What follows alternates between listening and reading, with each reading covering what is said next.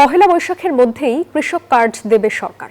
সচিবালয়ে সংশ্লিষ্ট কমিটির সভায় এমন সিদ্ধান্ত হয়েছে বলে জানিয়েছেন কৃষিমন্ত্রী। তিনি জানিয়েছেন, প্রাথমিকভাবে দেশের 9টি উপজেলার 9টি ইউনিয়নের 9টি ওয়ার্ডে পরীক্ষামূলকভাবে প্রান্তিক কৃষকদের দেয়া হবে কৃষক কার্ড।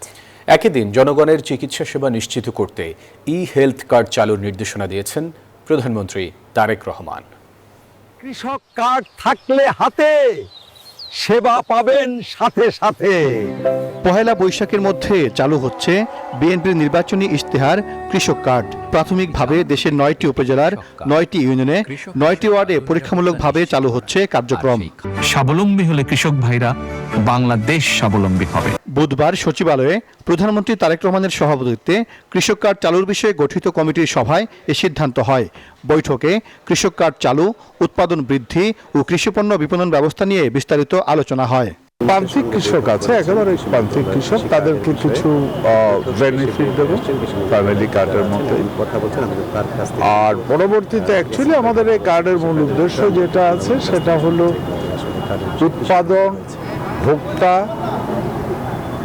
কৃষি জমি, কৃষির পণ্য, ভ্যারাইটি সব কিছু যেন আমরা নিয়মতান্ত্রিকভাবে কৃষক পেতে পারে এবং গভর্নমেন্টের কাছে যেন সমস্ত তথ্য সঠিকভাবে আসতে পারে। চিকিৎসা সেবা নিশ্চিত করতে ই-হেলথ কার্ড চালুর নির্দেশ দিয়েছেন প্রধানমন্ত্রী তারেক রহমান।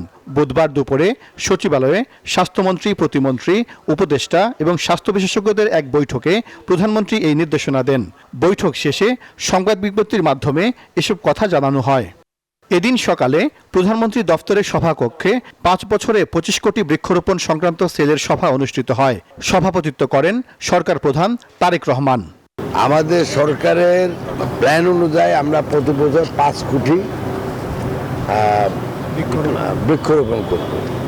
সেটার পূর্ণ পরিকল্পনা কীভাবে করা যাবে, কারণ মে মাস থেকে আমাদের এই বৃক্ষরোপণ শুরু। তো আমরা চাচ্ছি যে এবছরই আমরা যেন 5 কোটি পূরণ করতে পারি। এদিকে সকালে সচিবালয়ে প্রধানমন্ত্রী তারেক রহমানের সাথে সাক্ষাৎ করেন আনসার ও ভিটিপির মহাপরিচালক মেজর জেনারেল আব্দুল মোতালেব সাজ্জাদ মাহমুদ। দেশের শান্তি, নিরাপত্তা এবং জনগণের স্বার্থে জনসেবামূলক কাজ অব্যাহত রাখতে আনসার প্রধানকে নির্দেশনা দেন প্রধানমন্ত্রী। সাইফুল ইসলাম, নিউজ 24, ঢাকা।